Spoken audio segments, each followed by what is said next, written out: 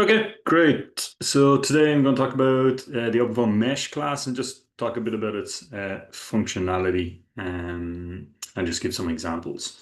So I'll start from the same kind of code I started from before, this repository here, but I'm basically just copying code from existing solvers and editing it, so you don't actually have to download this. But I will push all the changes I make. All right, so let me just open up a new terminal. I'm going to load 2412 OpenFOAM, but this should work with any version. I downloaded my code here, but you can put it anywhere. So just to keep it tidy and follow the OpenFOAM structure, I will let me delete this folder. I will make a utility today just to play with the OpenFOAM. So previously we'd made two solvers, waveFOAM and advection diffusion foam. So I'm just going to make a new one today, but it's not solver. I'm not going to solve any PD. I'm just going to play with the mesh. So in OpenFOAM parlance, they call that a utility if it's not solving anything. So just following the OpenFOAM kind of structure, I'll make a folder called utilities here, and I want to make my utility here.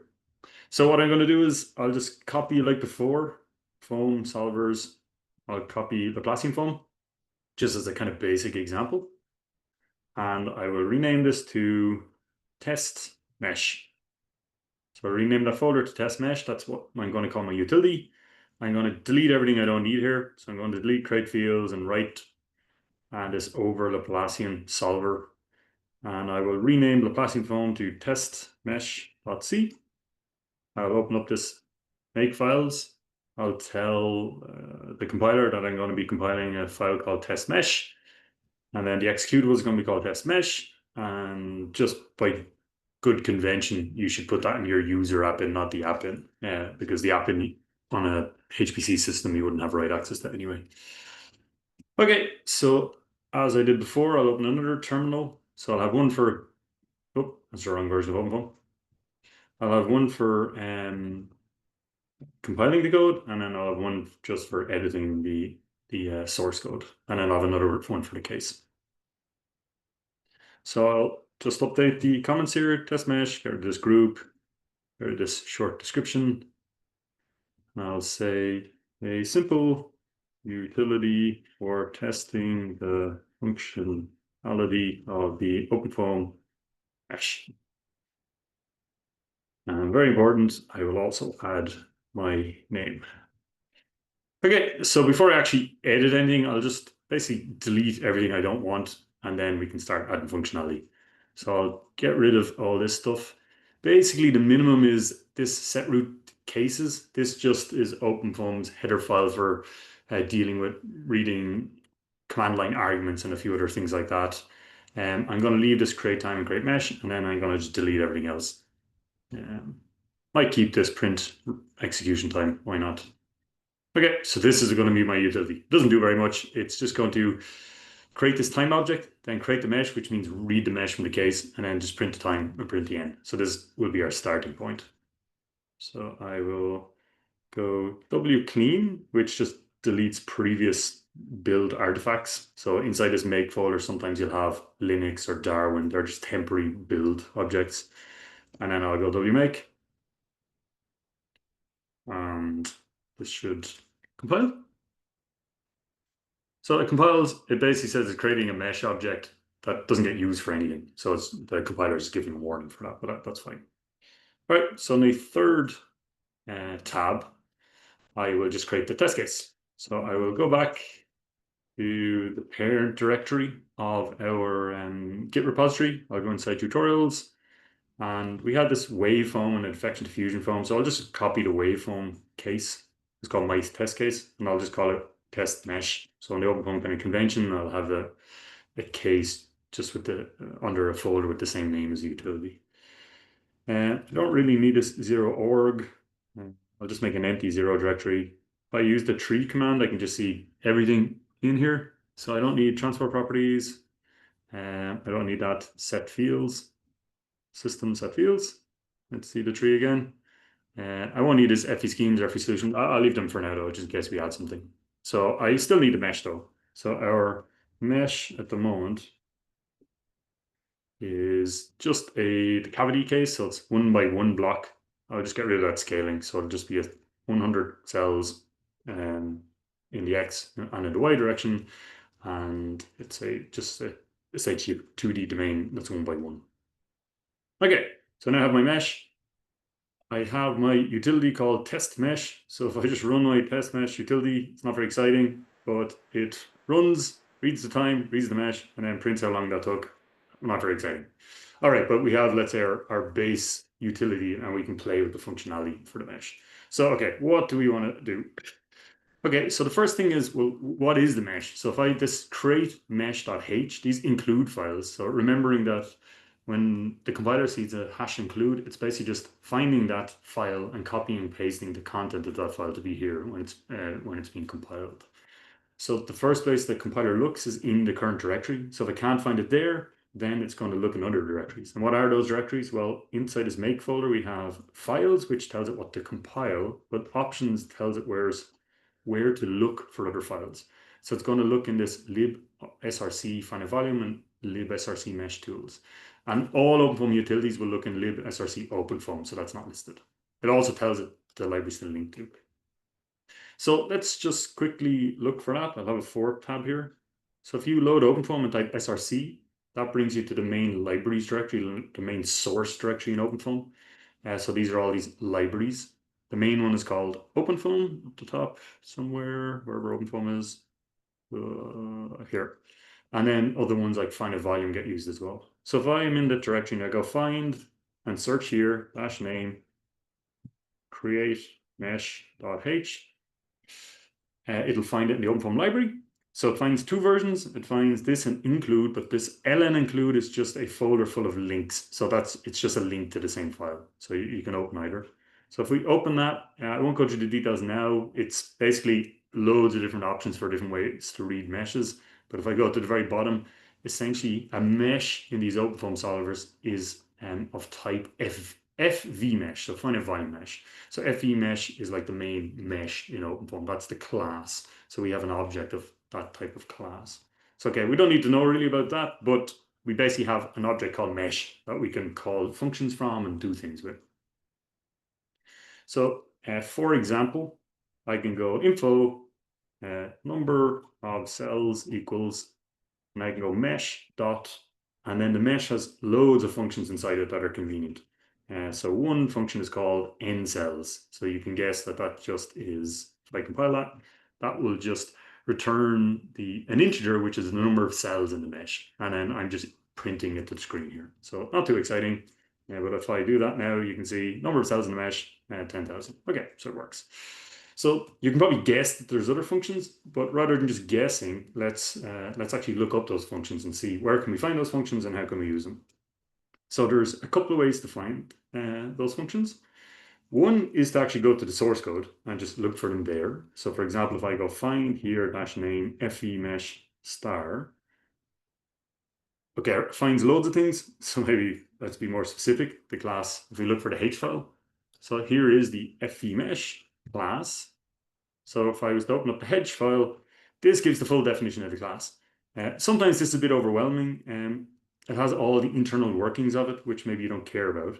But if you search for public and then public functions down the bottom, this is one way to find functions that you can call. But maybe an easier way to find them is if you look for something called a Doxygen. So OpenFOAM Doxygen. So Doxygen is an automated source code documenter. So it automatically generates documentation for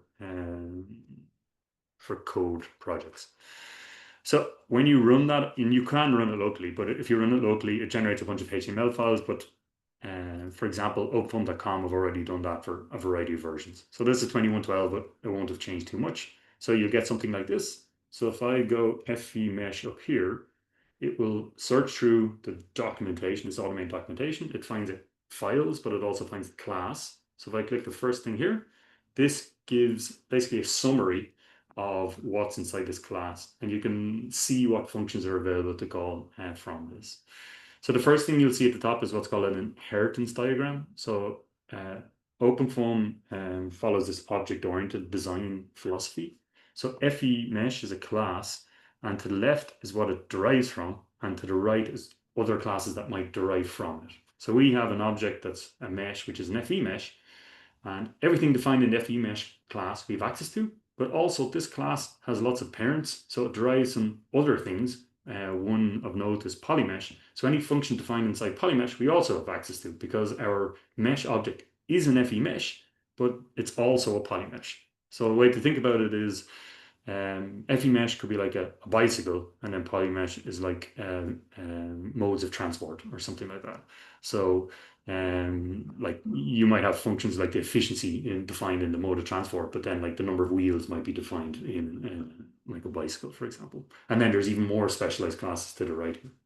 So these are all hyperlinked, so I can click on, say, polyMesh, and it'll bring me to the polyMesh class, and you can see fvMesh derives from polyMesh, and polyMesh derives from other things, including primitiveMesh.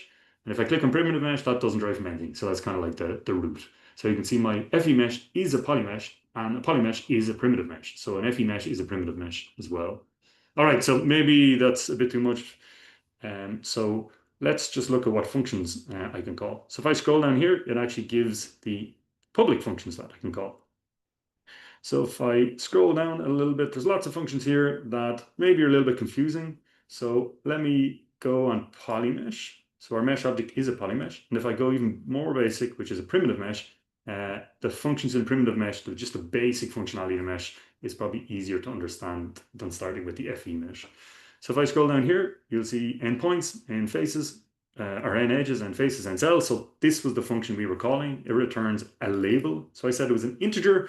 So it is an integer, but OpenFOAM, sometimes people will want to compile it where they want what are called 32-bit integers, but you can also have 64-bit integers. So if you want an integer which can store greater precision, then you might compile your OpenFOAM to a different precision. So that's why OpenFOAM doesn't use ints directly, even though you can. It uses labels, so you could just switch what type of int is used anywhere. So for example, you can see endpoints, edges, faces. If we go back to our code, let's go copy this. So I can go number of cells, number of faces, number of points. Let me just go new line, and then I'll change to end faces, and points. I will compile. And okay, not too exciting. So you can see number of cells, number of faces, number of points. Great. Not too exciting, but you're maybe to get a feeling for the sort of things that you can initially start to do. So, okay, there's some more specialized things that are probably used internally, but if we move on to something that's maybe a little bit more interesting, we can see here we've points, faces, and some other things like that. So the function here, this is the name of the function, and then to the left is what it returns. So these we're returning a label, which is just an integer, but this is returning something that's a point field, whereas faces is a face list, and then there's some other things as well, like shapes of cells. So let's try this points.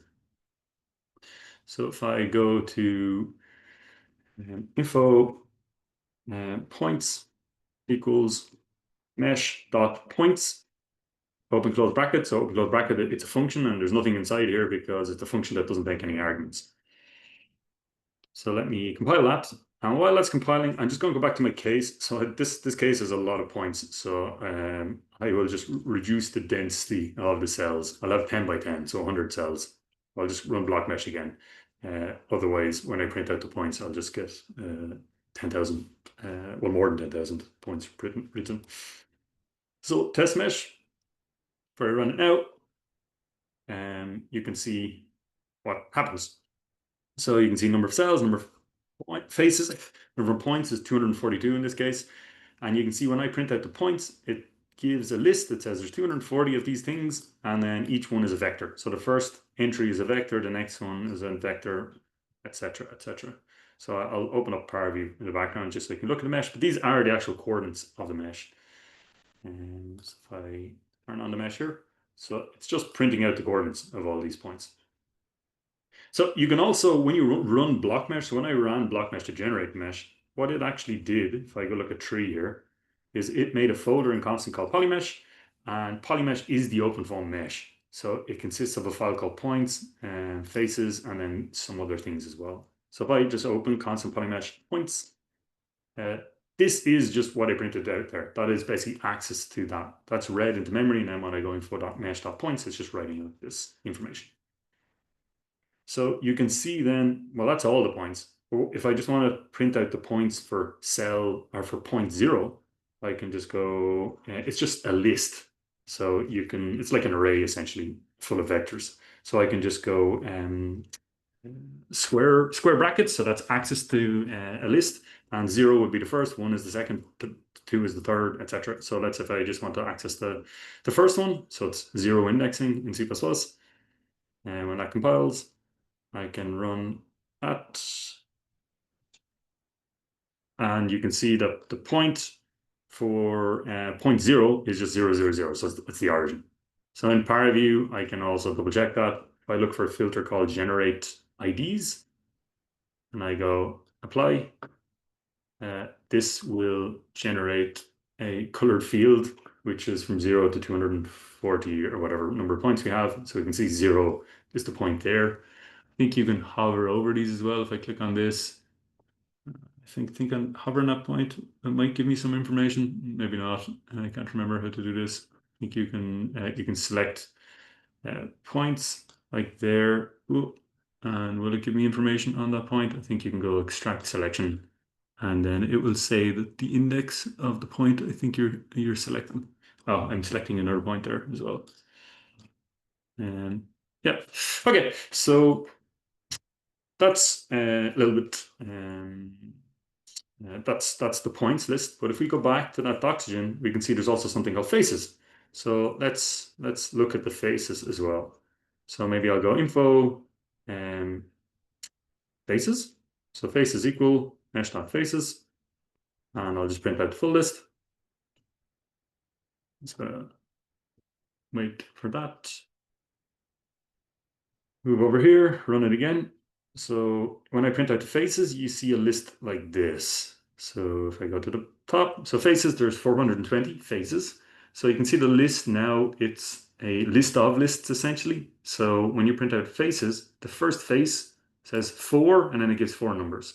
So basically the definition of a face in OpenFOAM is just a list of vertices. So the first face, it's basically saying it has 4 numbers in it, which means 4 vertices, and then it's giving indices for those vertices. So it's basically saying the first face has 4 vertices, and here are the indices of those vertices. So it's basically saying 0.1, 0.12, 0.133, and 0.122 make up that face. So that's how that first face is defined. So we could print out those points and then see where that face is. So if you were to go Emacs constant polyMesh faces, this was created by BlockMesh, so it's the same thing we're looking at here. So let's print out the coordinates of the first face. So that might be convenient. So rather than calling mesh.faces each time, sometimes it's convenient just take a reference to them, like a kind of pointer to something. So I'll go point field reference points equals mesh.points. So then I can just use points instead of mesh.points. I'll set it as const. Const means I can't change it because it should be read only. And then I will make a face list. If I go back to deduction, I'll see it's a face list. That's const. So this function returns a const point field. So if I don't put the const in, the compiler will complain. It'll say, no, you can't have read access or write access. So if I do that, once again, always just checking it's compiling. It just makes it easier. So there are all the faces. So face list is a list of faces. So I can actually define a reference to just a face. So I'll just call it face 0. And that is just faces 0. So it's just a list of faces. So a face is, in OpenFOAM, as I said, it's just a list of vertices. So it's just a class called a face. So I have this face. And then I can loop over all the vertices of that face. So anything that's a list or has a size in OpenFOAM, you can use this for all construct, which is a macro. So it's basically, it starts at the first and then goes to the end. So I'll go for face 0. I'll go info out. I'll print out I equals I, then new line. Then I would print out the value of face, not I. And see what that equals. So face not I. So let's just do that, see what that looks like.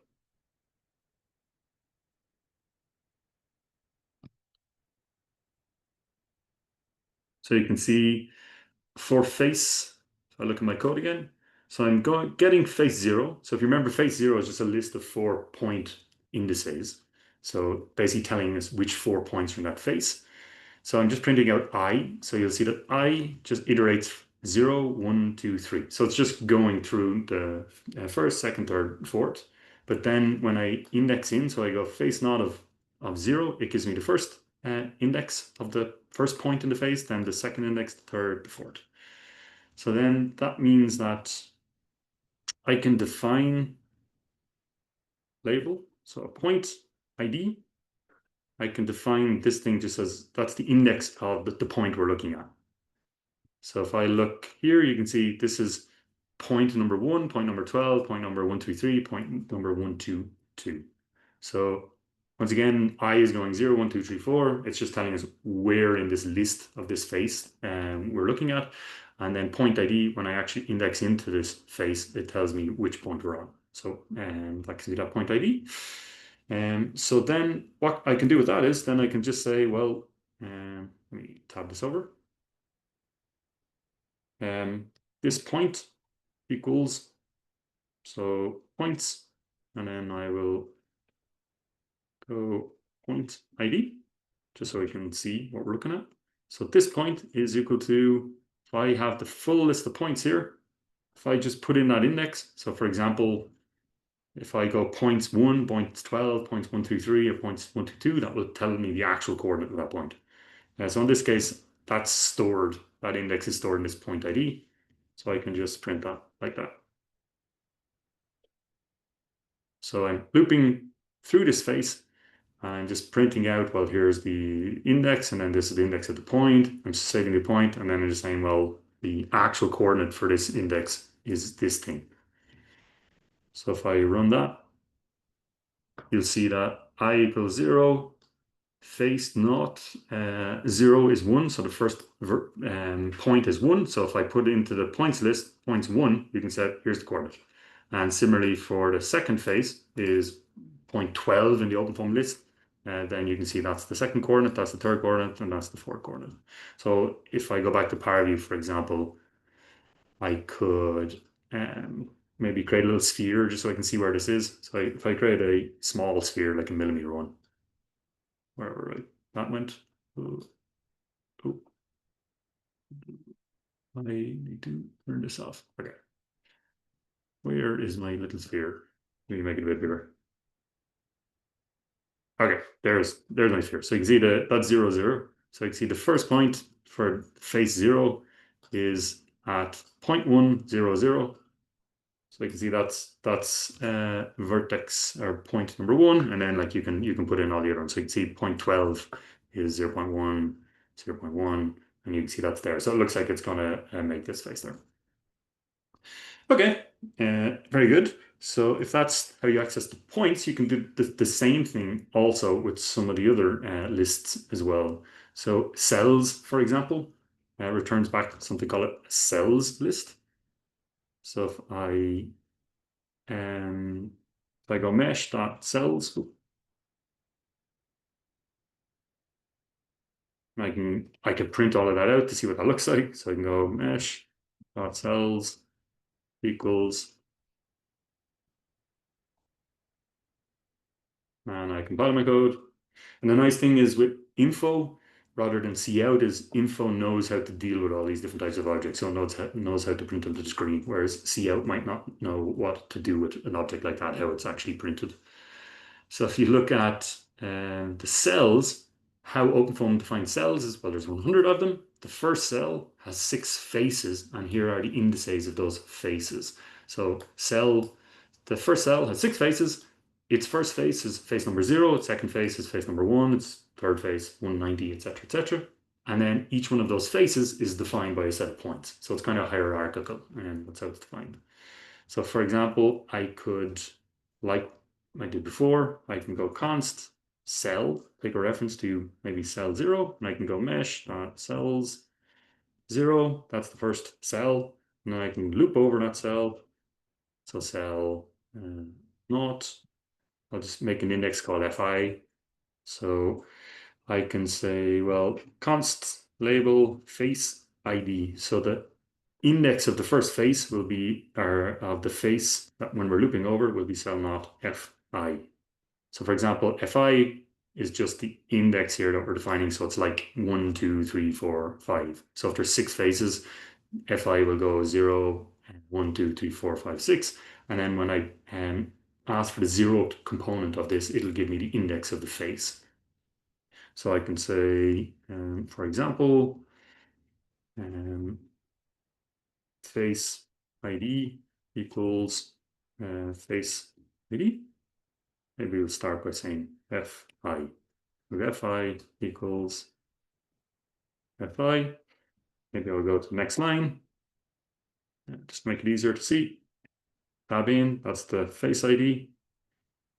You compile that when we're waiting. And then we can take access to that face. So we can say the current face that we're on is faces in the mesh. Remember, we had access to the faces up here. So faces for this face ID. Let's just check the code working with what we wrote out so far. So you can see it's from this point. So it's the first face 0 of that first cell. It's saying its ID is 0, then the next face is 1, then 190, then 210, then 220, then 320. So you could say go to that face, and then I could then loop over all the points in that face if I wanted as well. Then go current face, vi, so then go const label point ID equals current face, current face, I. And then I can say, well, let me tab in twice. And I can go to point equals points, point ID. So this is one thing I guess people can easily get confused about in OpenFOAM is this indexing. So it's this kind of redirection where you store like a face isn't stored as actual coordinates, because then you would store the coordinates multiple times because they're shared by faces. So instead you just store where in the list of the points you are, and it's done the same for faces as well in cells. So current faces is a typo, current face. So you can see I'm going to this first cell, and then I'm getting the first face of that, or I'm looping over the faces, getting that face, and access to the face, looping over the points in that face, and then printing out the points of that face. So basically I'm going to take the first cell, 6 faces, go to each face, and then print out the coordinates of the points in that face. So you can see here, first face is here, and then I'm printing out 4 coordinates. The second phase, 4 coordinates, etc., etc., etc. So I can see the way OpenFOAM is written as well as in this general polyhedral cell, so this will automatically deal with if you've other shaped cells. Okay, so if I go on to a couple of other things here. One thing in the theme again of indexing, OpenFOAM has this strange naming convention, but once you understand it, then it becomes intuitive. So there's a function called cell cells. There's one called point cells, point faces, face points, etc., are cell points. What is going on here? So the idea here is the first part of the name, if I go cell, and that refers to something attributed to that first thing. So this anything that starts with cell is something attributed to cells, whereas anything that starts with point is something attributed to points. So cells, and this is normally these functions are about connectivity or topology. So cells, basically for each cell in your mesh, it would give you a list of the adjacent cells. So it's the indices of the cells that share a face with that cell. So the cells for cell number 0 will give me the list of the cells that are adjacent. So if I just print that out, I won't go through all of them, but I'll just give you an example. So if I go info cells, and that's a big list, but I'll just do it for the first one. So if I go mesh.cell cells for face 0. And what will that return back? Well, let's look at Doxygen. So it says it'll return something called a label list. So that's like a nested list. So it's a list of label lists. So a label list, labels are integers. So a list of integers. So it's just like an array of integers, but it's a 2D array of integers, basically. So it's essentially for each cell, you have a list of its neighbors' indices, if you're following. So if I go down the bottom here, it's basically for cell 0, it has 2 neighbors, and those neighbors are cell 1 and cell 10. So if I were to go here and turn on my cell IDs and go cell IDs, so this is cell 0, and it has 2 neighbors, one here and here. So one neighbor is 1, and one neighbor is 10. So you can see 0, 1, 2, 3, 4, 5, to 9, then 10. So 1 and 10 are the 2 neighbors. So you can see here. So you can see how using functionality like cells, you could, if you needed to do a mesh walk where you had to go from one cell to another cell and find all the cells along the way, or some sort of algorithm where you are maybe growing outwards or something like that, and you need to know connectivity, you can find the neighboring cells and check the value of a field inside those using cells to search. So the same applies to these other things. So for example, cell points, that would give you a list for each cell. It would give you the 8 points in this case, or how many points are in that cell.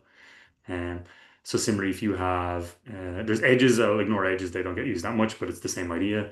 You can have face edges, you can have face point cells. So point cells, which be for every point, it'll give the cells around it. So you might see some are missing, but it's probably because they're not missing. So for example, faces by definition is face points. So it is the list of points for that face. So some of them aren't defined in this way because they're already by definition defined like for faces. Okay, so that can be a bit confusing for people, but essentially it's this, you're always referring to indices. And when in doubt, print them out, I guess. No, I didn't intend to make a rhyme, but yeah. So just printing them out. And if you just then print out the coordinates of these things, then that can be useful. So a couple of other fields for a couple of things just to cover then before finishing this session. So one is you might want to access the coordinates. So we already accessed the coordinates of points, which is mesh.points, but you can also access mesh.c. That's the list of cell centers or cell centroids. So it's the geometric center of the cell. And so for example, if I go mesh.c for cell numbers 0, go mesh.c for cell number 0, that will print out its centroid, the actual vector. But I can also go mesh.v 0, so that will print out the volume for that cell. Is there anything else I want to print out about these? No, I don't think so. So you can imagine for cells, for the neighboring cells of cell 0, you could store that as a label list, and then you could loop over it and then print out the coordinates of the adjacent cells and the cell itself. So that could be convenient. So I printed out way too much here. I think I printed out all the cell centers by accident. Yeah, I forgot to put 0. So this mesh.c field, it stores all the cell centers, but it actually stores the face centers, the centroids of the faces on the boundary as well. So let me see that I compile that. Yes. Okay, so you can see here's the centroid of the first cell, which is down there. And then here's its volume in meters cubed. Okay, the last thing I maybe will look at here. Okay, so some other functions as well here. There's a movePoints. There's other checks. These are mostly used internally. For example, checkmesh. So you can actually run checkmesh from inside your code as well if you wanted. So if you just go mesh.checkmesh, and I think if I give an argument of true, did I see that there? Checkmesh. Here, yeah, so it takes an argument of a bool, but the bool defaults to false. So if you don't give the bool, it'll default to false. So if I compile that, that'll actually run checkmesh from in the code, and it'll print some stuff to the screen, I think. Yeah, so you can see it's doing a little checkmesh here. I think there's ways to get to print more. But the last thing maybe I want to show you, just in the code is, I think I saw a movePoints function here. So move points is you can actually move the coordinates of the mesh. So for example, I can make a copy of the points. So if I go new points, I can spell, and I go mesh.points.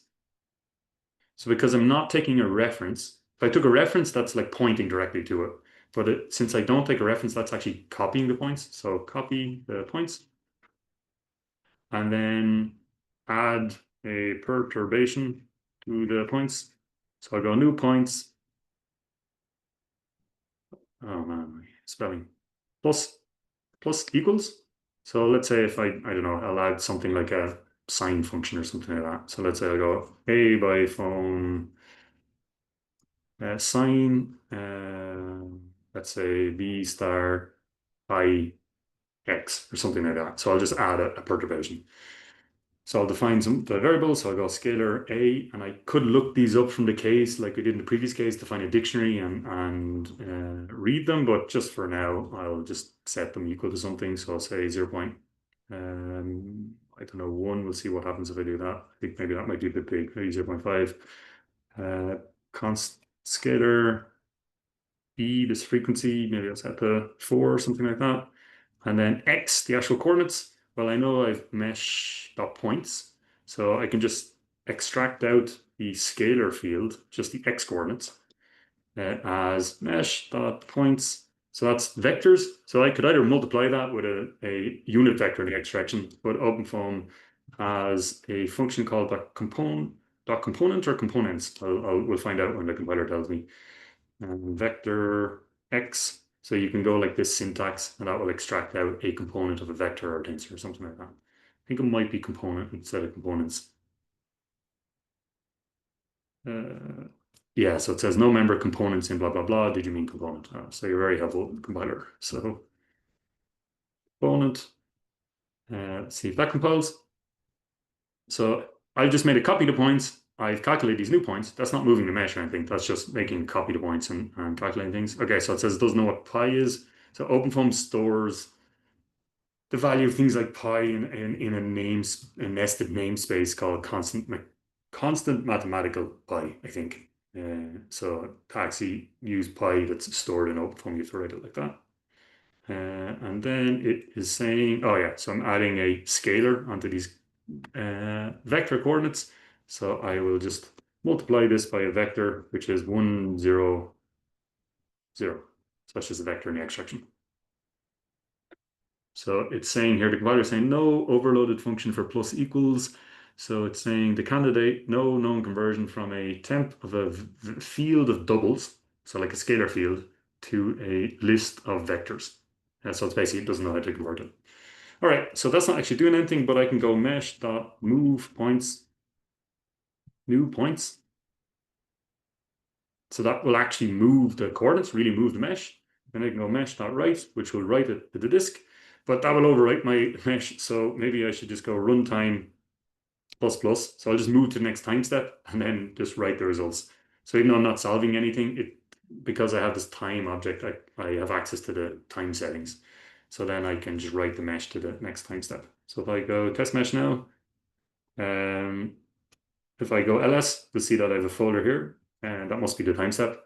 And you can see the polymesh is written out here to points. And ParaView should automatically know to read the points. So if I go from the first time step to the next time step, okay, you can see it did move the points. So you can see it's a frequency sine, like what, 2 waves there basically. So it's moved some points inwards and some outwards or whatever. So you could do that in the X and Y direction, etc. Okay, that's the last little bit of code I want to show, but just some of the other functions. So they're the primitive mesh functions, but our mesh object is actually an fvMesh as well. So it's a polymesh and it's an fvMesh. So if I go to polymesh and I look at some functions I might be interested in here, it stores some other things, these owner neighbors. This is to do with indexing for faces, but we don't maybe care about this. It stores this bounding box, like the bounding box of your entire geometry. It gives these geometric dimensions, or the number of them, and the solution dimension. So this is if it's 2D or 3D. This is a vector that will tell you if it's 2D or 3D. It'll have a 1 or a 0 or 1 or -1, depending on what ways, what directions are the solution is turned on, where there's no empty patches. It has things like point zones and some other things like that. Things like if you have a simulation, is it a moving mesh or is it not? Let me think, is there anything else here? Not too much. And if you go to fvMesh, so fvMesh it stores some extra functionality specifically for the find a volume method. So it will have access to things about the boundary, so you can store information about the boundary, which I think is still the case for polyMesh. So this is the volume function. It stores the old volume if you have a moving mesh, or the old volume, or this is subcycling. If you have a solver that does subcycling, you can store the intermediate volumes. SF is the area vectors at a face. Mag SF is their magnitude. So if you divide SF by mag SF, you get unit normals. It stores phi, which is the volumetric flux. If you have a moving mesh, gives, we already use this, the cell centers, but CF is the face centers. Yeah, so you can have a look through that, and once you get comfortable with this Doxygen, you can start to pick up how to use various different functions.